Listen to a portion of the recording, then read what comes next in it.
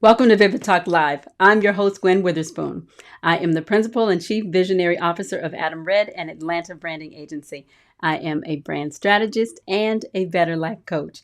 Vivid Talk Live is all about your personal and professional development. I am here to help you learn a fresh way of thinking and doing for all you were designed to build. I'm streaming live to Facebook, YouTube, and Periscope. You can watch the stream from those channels and on my website at gwenwitherspoon.com, so you have options. Replays are available there as well and on IGTV and Twitter. Make sure you follow your favorite channels so you will receive notices when I go live Wednesdays at 7 p.m. Eastern Standard Time. Last week, I talked about going into training and mastering your habits so that you can have private victories. It's easy to be dissatisfied with where you are while daydreaming of a better life, but the truth is that every next level will demand a different you. So tonight I'm going to talk about increasing your capacity. I'm pre-recording this episode, but Katrina will be on hand to help monitor the comments. So thank you so much for joining. Please share the invite with your friends. Tell them about the replays, and we'll get into it right after this. Oops. Not that, this.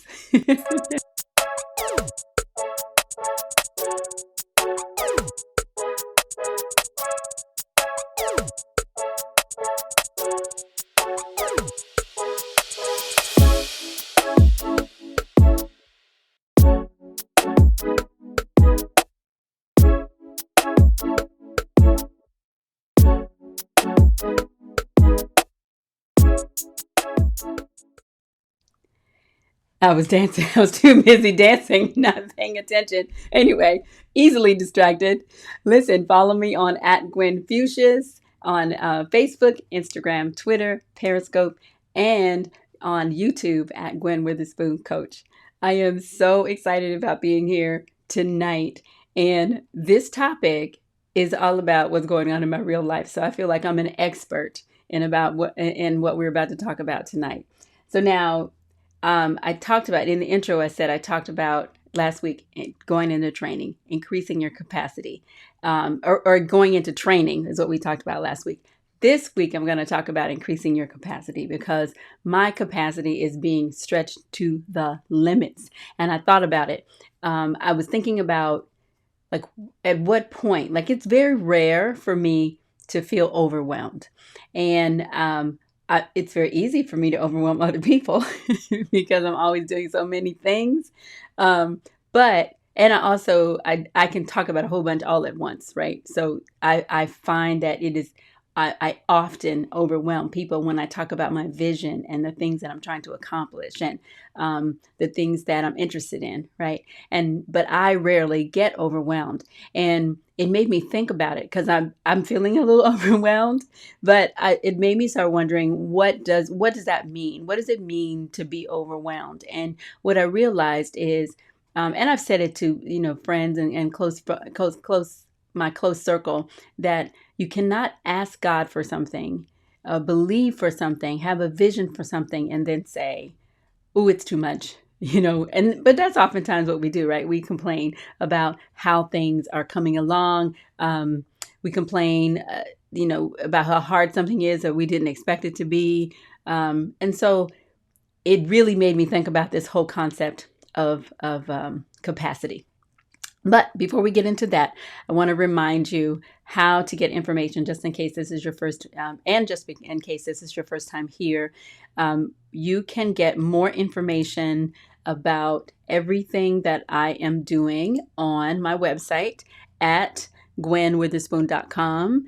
You'll see here I'm talking about Vivid Live because now Vivid Talk Live is a very big focus on the website, but you can watch live on the website, and you can also get links to the other channels that we're on, and then it'll have the featured video from the week before posted here for the replay, and then all of the other replays from the weeks before that. So everything is available here or on your favorite channel. And then if you need to contact me, you can click this button up here, click the contact link in the main menu, and I can answer any question for you. Also, I did mention this is being pre-recorded. We've got a lot of stuff going on tonight, and I'll probably talk about a little bit of that. But Katrina is, as always, she's faithfully helping me monitor the comments. So if you have any questions, please ask them in the comments. And even if we don't address them tonight, we definitely will get back to them. Okay. So tonight, we're talking about increasing your capacity. Right. So what I realized is, I started thinking about several things when this topic came to mind. And one was, I'm fascinated by the parable of the talents that is in the Bible. And it's listed in two different places. And one point it talks about the fact that there was a master who gave talents, and then there was another one where the master gave money. But either way, the concept is basically the same. And what I believe it means is that each and every one of us was born and we were endowed with certain abilities and a responsibility for those abilities. And in the parable of the talents, it talks about how one person got one person got two, and I think another person got three or something like that. Five, maybe one got one got two, one got five. I forgot the number split exactly. But the principle is, whatever they were given, when the master went away, and then came back later on to give an account to find out what they had done with the gifts, with the talents, with the ability, with the money that they had been given. And the expectation, when you go through the parable, is at the end, the one that had one and buried it, because they were afraid. So that was really deemed as evil in the long run. And so what happened was the ones that came before him, the one that had five, he said, look, I brought that and said, I got 10. I've doubled what you gave me. The one that had two, hey, now I've got 4, or whatever the number they were given, the others had increased it. And so they were celebrated. They were rewarded for that. But the other one who buried the one talent they had, they were like, I was really afraid. So I buried it. Now here it is, safe and sound. And the expectation across the board was that they would have increased it. So I'm often amazed by people who say, I don't have any talents. And what we do, when we can say that ignorantly, because we don't recognize, like, your talents are so, those things that have been intrinsically given to you, those things are so deeply embedded in who you are that oftentimes it's difficult for us to recognize them ourselves as gifts, because we've just become accustomed to them. So it can be very easy just to take it for granted, right? And not recognize who you are and what you have as a special gift. But the reality is, the bottom line, and that's kind of what the crux of what I'm talking about with Vivid Talk Live. Yes, we started out this series and I wanted to talk to you about personal branding. But your personal brand is it's about who you are. It's about your identity at your core. And you skillfully communicating that to the world. And we talked about Galatians 6:4-6 from the Message translation of the Bible. It says to make a careful exploration of who you are. And then once you know who you are, you got to sink yourself into that, develop that. Don't compare yourself to anybody. Don't think you're higher than anybody, but you got to do the creative best you can with what you've been given. And to me, that's what the parable of the talents is about. You've been given responsibility over certain talent, certain ability, even certain amount of wealth. No matter where you start, you may start at poverty level in the the United States, the American democratic estimation. But even in a world situation, you may start in poverty, but the expectation is, no matter where you start, that you increase, that you finish with more, right? And it's not a competition with other people. It's really about discovering who you are and becoming the best version of that and doing the most you can with that. That's what I want to encourage you to do. And that's what this whole idea of increasing your capacity is about. And then also Vivid Talk. Vivid Talk is about vision. something bigger than yourself that you cannot complete by yourself. So you've got to learn how to do more, be more. You've got to grow, right? And growing really requires some pain. So everything isn't easy. Unfortunately, we have to go through trauma and trial and difficulty in order for us to really come out stronger, to be strong, to be courageous. We're going to come up against fear. We're going to deal with lack. We're going to deal with death. We're going to deal, like, there's so many issues of life that we just cannot avoid. But it's the wind that blows against the trunk of the tree that makes the tree strong and causes the roots to grow deep. I used to think the roots, if the roots were strong, the tree would grow up strong. But when you read it, when you study it, the whole concept of a tree growing, a mighty oak growing up strong, it grows up strong because it learns how to withstand the force of the wind. It learns how to withstand the trials. And that's how we grow strong as well. And so the parable of the talents, I want to start with that concept. And the second one is the 24 principle. And that's something I made up. The 24 principle is probably another vision theory element. But the 24 principle really deals with, it's a very simple idea. We all have 24 hours in a day, right? Every single one of us. So because Tyler Perry doesn't have more hours in a day, Oprah Winfrey doesn't have more hours in a day. Like it doesn't matter. We all have the exact same amount of time. So why is it that more of us do more with the time we have than others? It's because some people have learned how to increase their capacity, right? Simple. It's really basic. And so what I want to talk to you about tonight is really increasing your capacity, one, so you can have it all.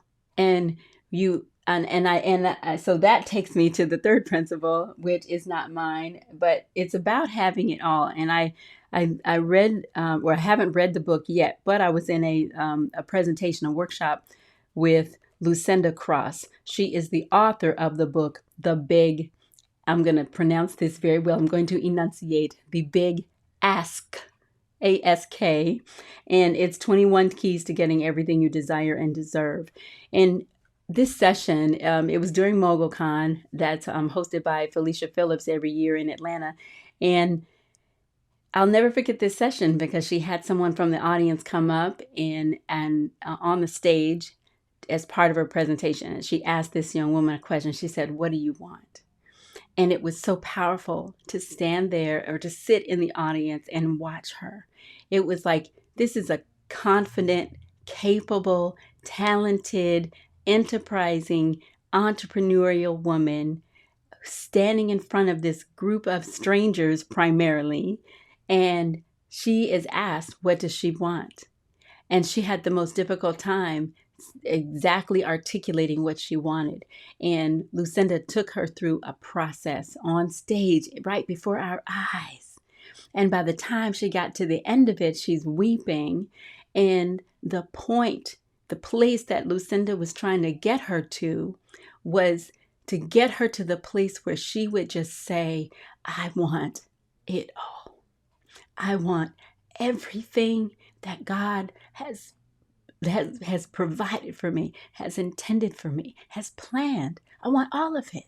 And when you stop limiting yourself, because sometimes we don't ask for what we want because we're dealing with all kinds of lies. We're dealing with all kinds of baggage. We're afraid somebody else might think that we think we're too good for people or that we're special, right?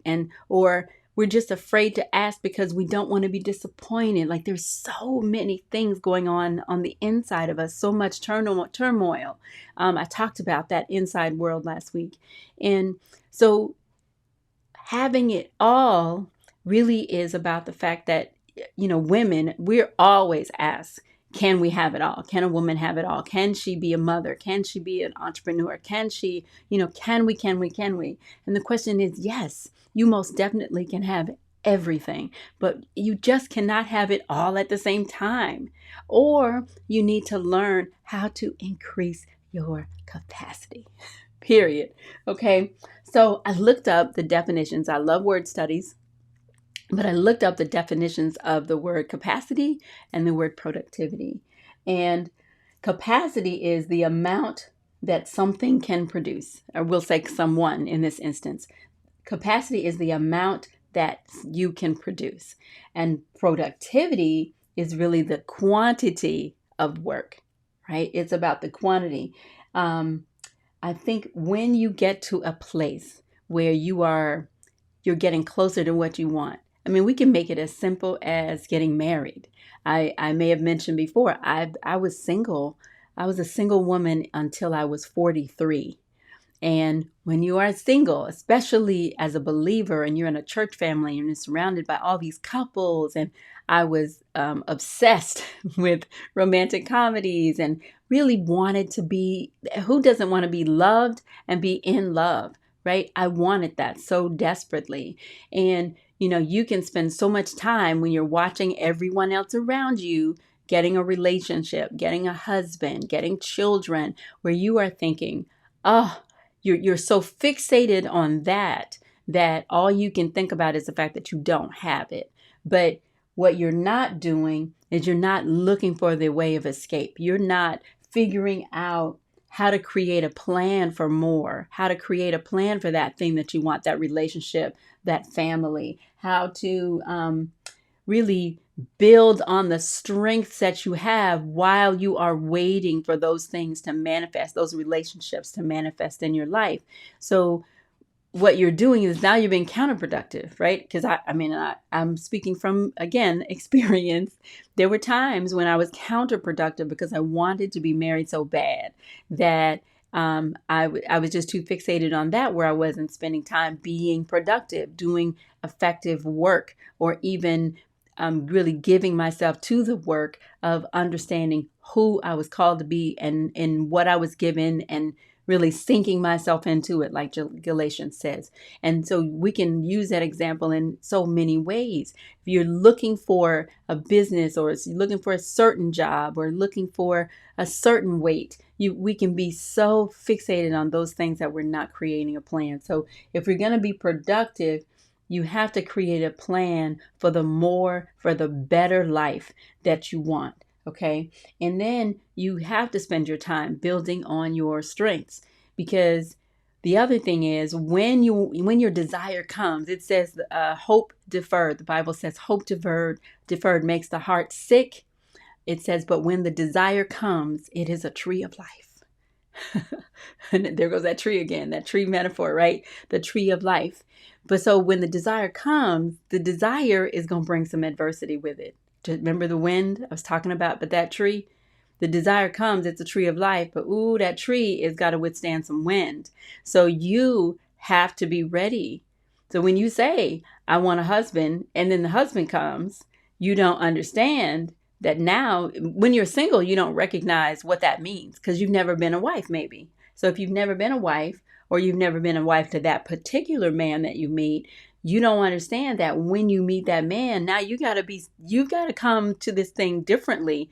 Doesn't mean you have to be a different you don't have to be anyone other than yourself, but you're going to have to come and bring more of yourself. You're going to have to withstand some wind that's going to push against you, because you're used to functioning as a single person. You're used to functioning as a woman without children, or a man without children. You're used to being able to go and do whatever you want to. But now there's going to be some wind that blows against that tree that says, now you can't go just when you feel like it. You can't stay out as long as you want to. Now, because you've stepped into this desire that the thing that you wanted, right? And it's like that with everything. And I'm seeing that now in my own business.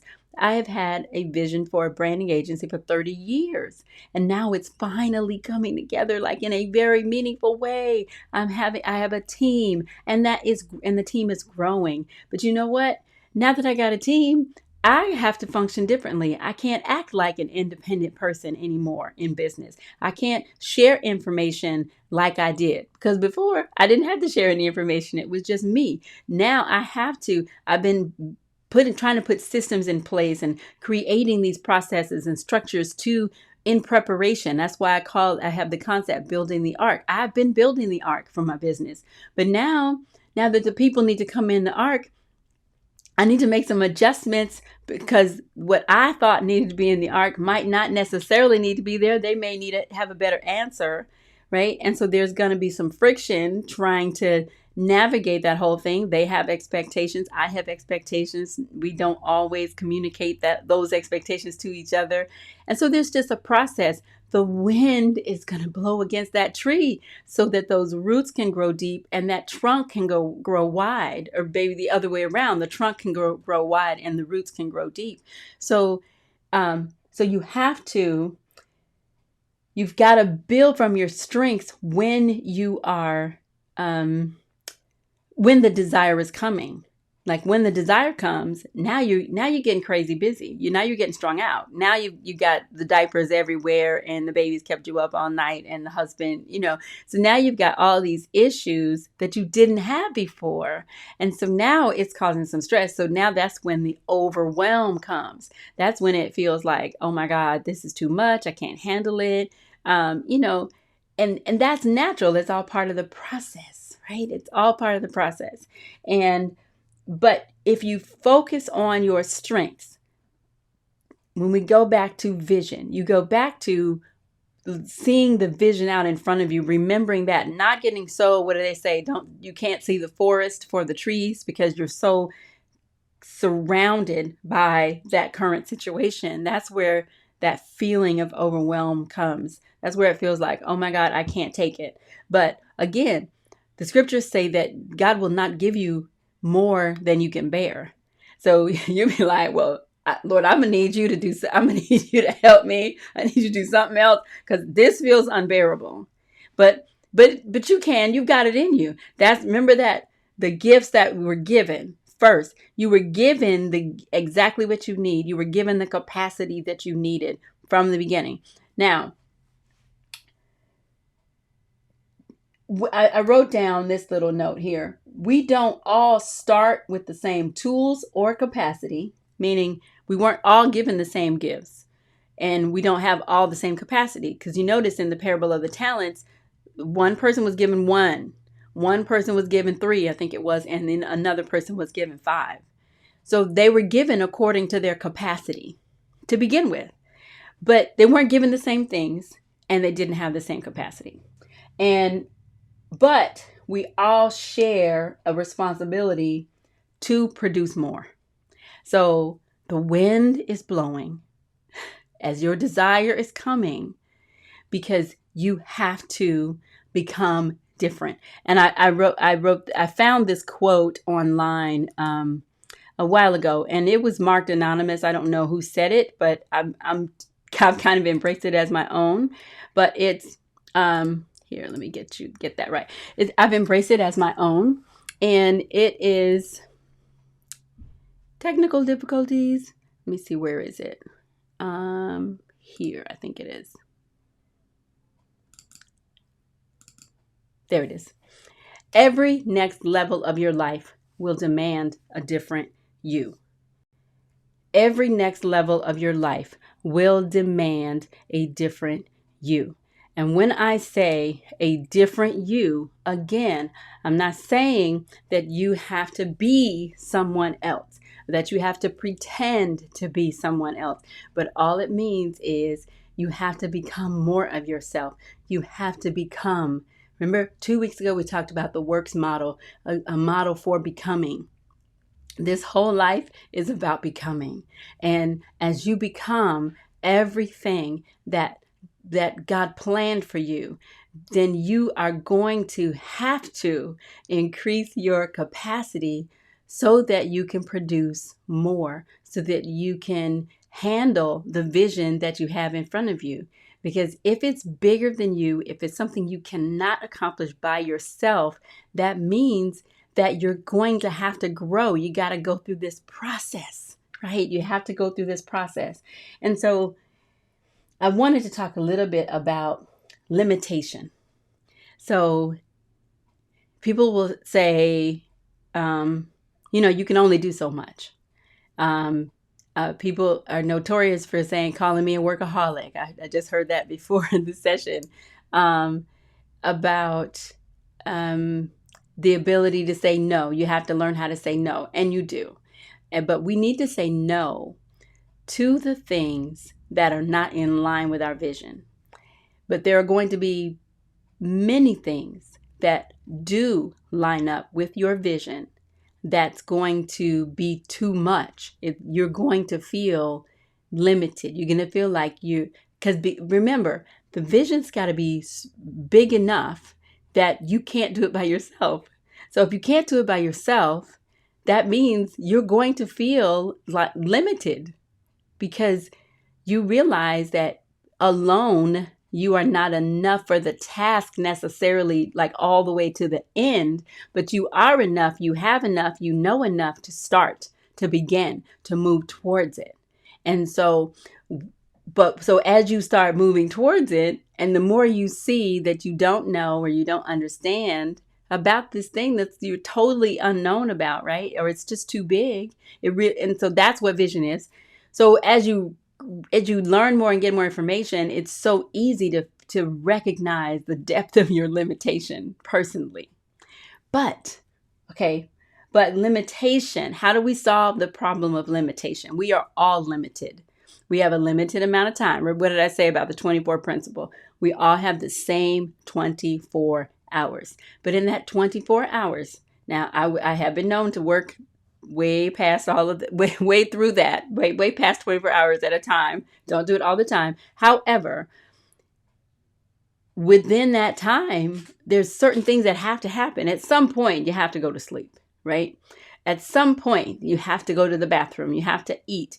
You need to talk to other humans. At some point, there are just things that you must do. And mentally, you have to allow your brain to rest. You have to.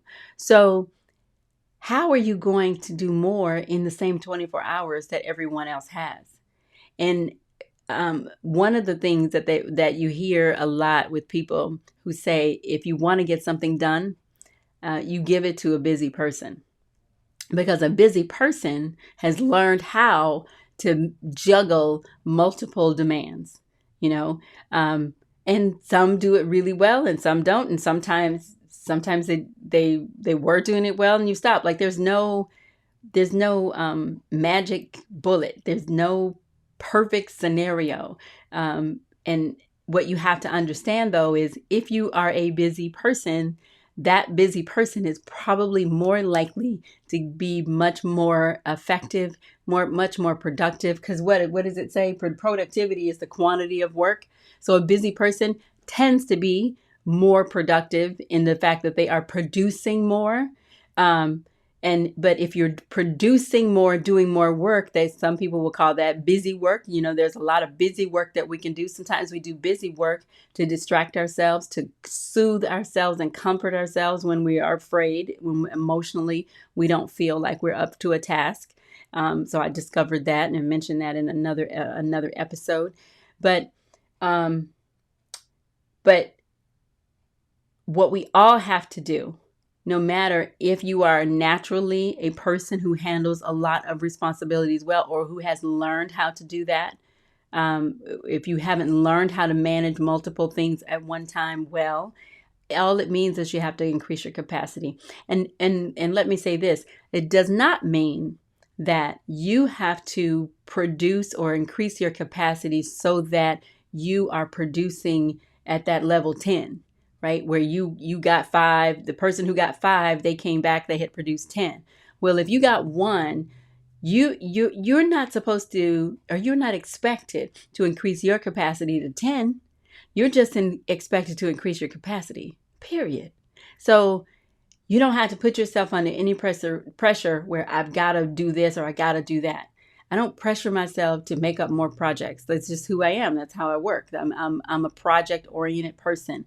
I instinctively think across complex systems, and I naturally make connections in my brain, and and that excites me. I enjoy doing that. Somebody else, that may be instant overload and shutdown mode for them. So there's no expectation that everybody functions the way I do, or produces the same as someone else. The issue is that it's just a challenge. It's the challenge and the wonder and the opportunity in life that we get to produce more. We get to finish the game ahead, right? Because we need to be making a difference in the lives of other people, and we need more so that we can do that. Listen, so I'm gonna hurry it up too. Since I do have a bunch of stuff going on today, I'm increasing my capacity, but I wanted to hit on that limitation idea. Then capacity again, which I talked about. Just you want to increase your capacity from where you are with the gifts that you have, not in comparison to somebody else. And then I read this book called, and I may have mentioned this as well before, the E-Myth Revisited by Michael Gerber. I read it 20, 30 years ago probably. And in it, he talks about the comfort zone. And I'm going to butcher his exact words, but my summary of it is that the comfort zone is the box that contains your ability to control your surroundings. That thing hits me every time. Your comfort zone is the box basically that you have created for yourself that contains your ability to control your surroundings. And let me tell you, it really is a small box. No matter how big you think it is, it's a teeny weeny little box. We don't have the control. We don't have the ability to control anything. But when we emotionally feel like we're in control, we feel better. And so that often defines our limitation, or it's the source of our limitation, that comfort, that place where we feel comfortable. And so increasing your capacity is all about getting way uncomfortable. Yeah, it can be painful. But remember, that tree grows strong and that trunk grows wide and those roots grow deep when the tree withstands, as the tree learns as it grows to withstand the wind and adversity. And so you are the same way. And then efficiency. I want to finish with that. What's the difference between efficiency and productivity? Efficiency, now remember I said productivity is the quantity of work. Efficiency equals the resources that you use to produce the work. Okay, so you might use, like back in the 90s, that we used day timers. So you printed planner. Of course, now printed planners are the rage. I have one, the Flip Productivity System, but you may use a planner as a resource or a tool to help you be more efficient, right? But and in any number of tools, we have electronic tools now. We have electronic calendars. I have every possible app under the sun. I'm constantly learning new ones. But efficiency is, you gain efficiency by skillfully using resources. I love identifying resources. So there are several opportunities within my businesses and companies to be able to just link people to resources. I mean, I really, if I find a tool, I'm going to wear that thing out. I'm going to use it and test it and break it and do all kinds of things. I'm the one all the developers hate to see coming, because I know enough to be dangerous. So I'm constantly going, I think it should do this, sending them my suggestions. But those tools help me to produce more and help me to increase my capacity. And so I'm always looking to see how I can help other people do the same thing. And so I also, with regard to efficiency, I wrote down the time. Efficiency is the time, effort, and the raw materials required. I'm sorry. Let me back up. The more time, effort, and raw materials required, the less efficient the process is. Okay. Now, told you, I confessed, right, that I'm good with complex systems and processes and all of that. So that doesn't bother me at all. I'm constantly, I can see some of the people around me, I can see their face, their eyes is kind of crossing a little bit as I talk about all the different connections between systems and processes and tools. However, um, that is true. But what I want to make, the point I want to make there is that setting up processes are always, like, the beginning of that is always going to take longer in the beginning. Because why? Like, logically, um, there are, like, now with me having a new team, there are so many things that I've I've done it for so many years now. It is easier for me to just do it myself. It's faster.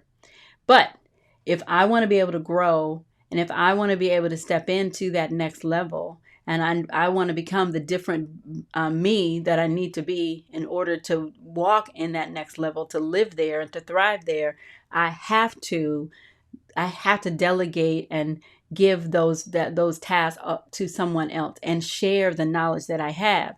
So it's going to take longer for me to slow down, create some kind of guidelines, and gather the information that they're going to need in order to do the job.